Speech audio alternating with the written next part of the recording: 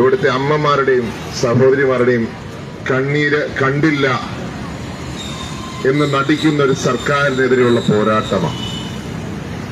ഈ പോരാട്ടം ന്യായത്തിന് വേണ്ടിയുള്ള, നീതിക്ക് വേണ്ടിയുള്ള, ധർമ്മത്തിന് വേണ്ടിയുള്ള പോരാട്ടമാണ്. ആ പോരാട്ടത്തിൽ നിങ്ങളോടൊപ്പം ഞങ്ങൾ ഓരോരുത്തരും അണിനിരക്കും എന്ന് പറയാനാണ് ഞങ്ങളിവിടെ കടന്നു വന്നിരിക്കുന്നത്.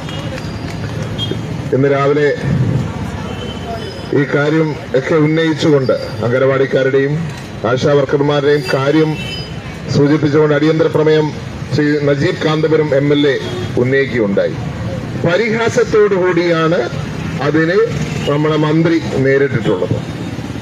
പരിഹാസത്തോടുകൂടി. ഇത് പുതിയ കാര്യമല്ല. ഇവിടുത്തെ സാധാരണക്കാരന്റെ ഓരോ പ്രശ്നത്തെയും ഇതേ നിലപാടിലൂടെയാണ്, മുട്ടാപ്പോക്ക് നയങ്ങൾ പറഞ്ഞുകൊണ്ടാണ്, ടെക്നിക്കാലിറ്റീസ്, നിയമത്തിന്റെ കുറെ നൂലാമാലകൾ പറഞ്ഞുകൊണ്ടാണ് സർക്കാർ തള്ളുന്നത്. അല്ലെങ്കിൽ ചർച്ച പോലും ചെയ്യുവാനുള്ള മനസ്സ് കാണിക്കാതിരിക്കുക. നിങ്ങളോടിപ്പോ ചർച്ച ചെയ്തു എന്ന് പറഞ്ഞാൽ എത്രയധികം പ്രഷർ ചെലുത്തിയതിനു ശേഷമാണ്, എത്രയധികം പറയേണ്ടി വന്നതിന് ശേഷമാണ് സർക്കാർ ഇവിടെ ചർച്ചയ്ക്ക് പോലും തയ്യാറായത്.